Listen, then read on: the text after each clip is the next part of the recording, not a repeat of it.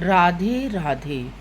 आध्यात्मिकता में जाने के लिए भक्ति क्या है, भक्त क्या है, प्रेम क्या है, अनुभूति क्या है, भक्ति की परिभाषा क्या है, भक्ति क्या होती है और भक्ति भरा हृदय का अनुभूति क्या होती है।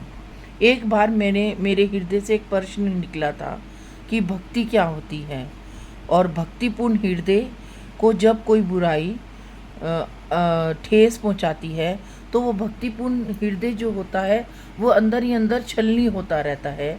अगर वो उस बुराई को सहन करता है तो उसका हृदय उसके भक्तिपूर्ण हृदय को ठेस पहुंचती है। और अगर उस बुराई का अंत करना चाहता है तो दुनिया के लोग उस बुराई उसके साथ साथ उसके भक्तिपूर्ण हृदय को ठेस पहुंचाते हैं। तो वो भक्तिपूर्ण हृदय जो होता है उस बुराई का अंत करे या उस बुराई को अपने हृदय के अंदर ही रहने दे। तब मैंने एक प्रश्न परमात्मा से पूछा था।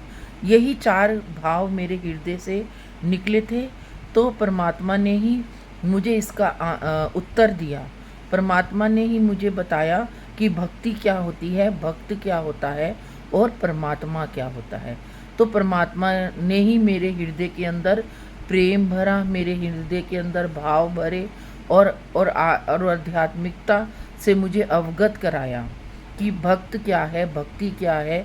तब परमात्मा ने ही मुझे बताया कि कैसे हम भक्ति में प्रवेश करें, क्योंकि आध्यात्मिकता में जाने के लिए जब हमारे हृदय के अंदर परमात्मा के प्रति प्रेम ही नहीं होगा, भक्ति करने की लालसा ही नहीं होगी, तो हम आध्यात्मिकता में जाएंगे कैसे, भक्ति में प्रवेश कैसे करेंगे, भक्त कैसे बनेंगे। अभी भी हमें ये नहीं पता कि हम भगवान के भक्त हैं या नहीं हैं, भक्ति हमें आती भी है या नहीं आती है, हमें कुछ नहीं मालूम। हम तो कहते हैं भगवान तूने जितना दिया है हमारे लिए ये बहुत ही हमारी अच्छी अनुभूति है, अच्छा आपकी कृपा है और परमात्मा की कृपा है कि हम आज हमने भक्ति में या अपने अध्ययन के द्वारा और अपने लेखन के द्वारा हम आगे बढ़े हैं, परमात्मा को जाना है, आध्यात्मिकता को जाना है। तो भक्ति रानी जब वृंदावन में प्रवेश किया था भक्ति रानी ने, तब वो जब उसने ज्ञान और वैराग्य अचेत अवस्था में पड़े थे तो नारद जी ने पूछा कि हे भक्ति महारानी तुम क्यों रो रही हो। तब भक्ति ने कहा कि मैं तो वृंदावन में आकर भाई वृद्धावस्था से जवान हो गई, लेकिन ज्ञान और वैराग्य तो अचेत पड़े। अब मैं इन्हें कैसे उठाऊं और इन्हें कैसे जागृत करूं, ताकि बिगर ज्ञान और वैराग्य के तो मेरा भक्ति में रहना मेरे लिए बिल्कुल भी संभव नहीं है।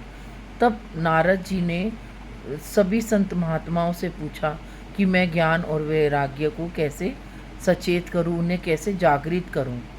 तब नारद जी को संत महात्माओं ने कहा कि तुम बद्रिका आश्रम में जाओ। फिर नारद जी बद्रिका आश्रम में गए, तब वहाँ पे उन्हें वेद व्यास जी मिले। वेद व्यास जी ने कहा कि तुम भागवत जी का अध्ययन करो।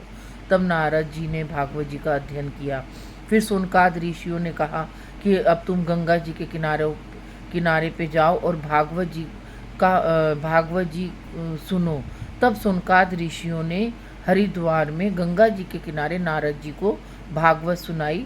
तो जैसे ही भागवत पाठ शुरू हुआ वैसे ही भक्ति भी आई और ज्ञान और वैराग्य भी भक्ति रानी के पीछे पीछे आई। तो भक्ति के साथ साथ हमको ज्ञान और वैराग्य की भी बहुत आवश्यकता होती है। जब तक हमारे अंदर ज्ञान और वैराग्य और त्याग नहीं होगा तब तक हम भक्ति के विषय को भी नहीं जान पाएंगे। तो परमात्मा को जानने के लिए हमें बहुत परीक्षाओं से गुजरना पड़ता है, बहुत तपस्या करनी पड़ती है, तभी हम परमात्मा को जान पाते हैं, अन्यथा नहीं। और सबसे बड़ी बात होती है परमात्मा की कृपा मिलनी, राधा रानी की कृपा मिलनी। आज के लिए इतना ही। राधे राधे।